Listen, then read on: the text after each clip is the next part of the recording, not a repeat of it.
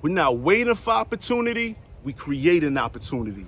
We're not waiting for opportunity, we create an opportunity.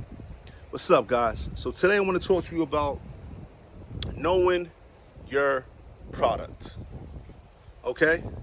Because to me, knowing your product means you know your self-worth. If you know your self-worth, you can gain value. And if you can gain value, you can gain true wealth. Okay, when I say know your product, I mean, again, to know your self-worth. To know what is it that makes you you and what you can do while you're here, living your life. What makes you the person you are for you to generate more value. What happens is, a lot of times, we have a lot of things that's thrown in our faces from people, from systems, from whatever it might be, from upbringing, where we believe that because of these results, that's our product that we should be going after. And because these results were successful for that particular person, that means that's what we should be going after, because that's what we see. Usually it's a visual stimulant first, right? We're sitting there, we're looking at children as we're growing up. We see a person with a car, we see them with a house, we see them living a life seem non-stressful to us.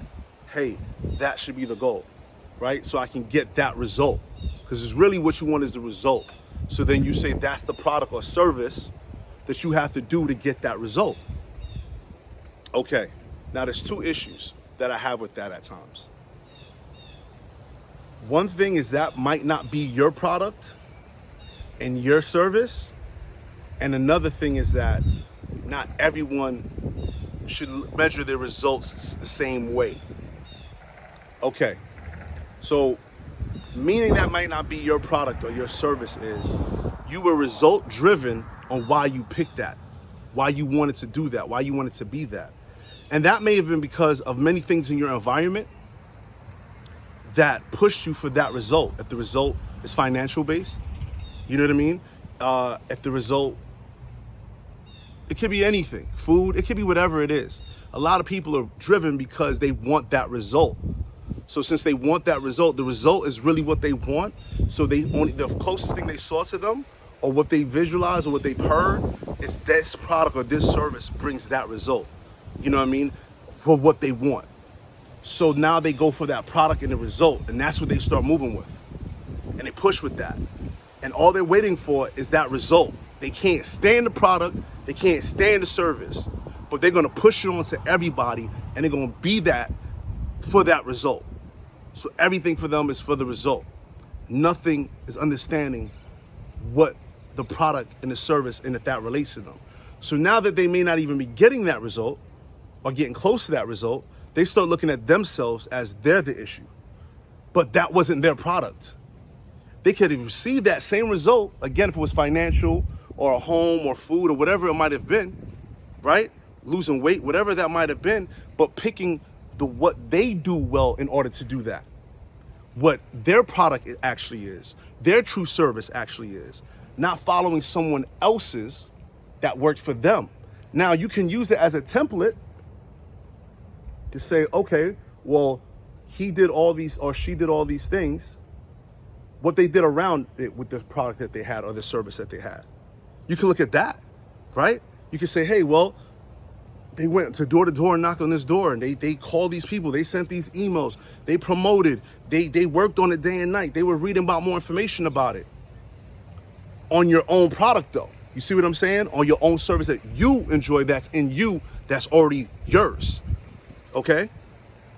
Then there's the other one where we still look at the measurements of the result. So we say, that is my product. That is my service. But I'm not getting the same result as them. So something must be wrong with what I'm doing. You really need to look at the situation and say to yourself and understand from yourself that not everyone is the same. Not everyone is the same. I want you guys to get this through your thick skulls. Not everyone is the same. Twins are different. Identical twins are different. I know I sound like a jackass right now saying that, right? To some people, they're identical twins. How are they different? I guarantee you, if you stand in front of two identical twins, talk to them for 5 minutes, you'll see how they're different. Okay? They are even different. Genetically, we are different. Height, we're different. Color, we're different. Gender, we're different.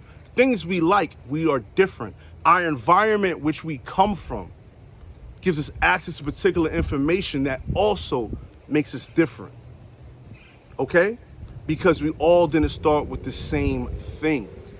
So you cannot judge yourself on another person's success by saying you're not successful. For example, like I said with the environment, not everyone is privy to certain information, right? You could have someone who mother and father were CEOs of a company, an energy company, and the kid understands about energy growing up so much and how it helps and what it does and how to invest in it, right? And all these different particulars of energy, and got into energy because he enjoyed being an inventor and an innovator. And he already was privy to this information because he was allowed to go to work with his mother and father. He was allowed to meet other people who do it in the different departments. His family had access to other places where he could go to summer camps for it. So he already understood this from a young age, really early, or just had it around him or her for all the time. So it was second nature to them. It was a normal conversation for them compared to someone else who may have to learn the verbiage, first before they even could get to building it. You see what I'm saying? You can't measure up the same thing as that way. Because a person who understood the verbiage from a child up goes to a class is going to pass that verbiage, the meaning, and those exams a lot quicker than you will, who have to study a longer period of time. And you're like, I have to study all this time to get that. And he didn't. No, you guys are not the same. So you can't also look at that measurement for that result and say, I'm not good. Something wrong with me. I need to do something better. Everybody's variables, the variables are different. Remember? X minus Y equals square, whatever that was, right? Y'all remember that one? Listen, the variables change. The variables are different. Stop measuring yourself by someone else's results. If that's not your product, that's not your service, that's in you to do. And if you guys are not the same, stop. What you need to do is sit down and understand yourself. Learn yourself. Learn the things that you enjoy in life. Learn the things you like in life. Learn the things that you wanted to do in life. Learn the things that intrigue you without it being probed to you. Try to get that. You like doing freaking cartwheels, then join the freaking Olympics for cartwheels. Or the World Book of Guinness Records for doing the most cartwheels. I guarantee you're going to be happy. Very, very happy. I have a daughter right now who loves to flip. Matter of fact, I have a nephew that all he does is flip. And he's the happiest long as he could flip. I don't care if it's raining outside and a tsunami. If he can flip in the house, he is happy. And the kid is good at it. He is good at it. Be you and allow people to be them. Know your product. If you know your product, you'll know your worth. You'll know your value. You understand? You'll gain wealth. Companies, when companies are looking at the services and different products they provide, people, how they decide where they're selling what they're selling, of course, they look at the results first. How many have we sold? How much did we make from this? But you know, after they do that, they don't just go say, oh, well, I was able to sell a bunch of oranges in New York, so now all we're selling is oranges everywhere. No, that's stupid. They say, why was I able to sell that? What was the variables that allowed me to sell all these oranges in this place? And we're going to test it in other areas to see, because maybe it's strawberries I got to sell somewhere else that will not work the same way it worked in New York. Do you understand? I'm not going to sit here in Florida and try to sell you a ski resort in Florida. You understand? I'm not going to do that. I'm going to sell you what?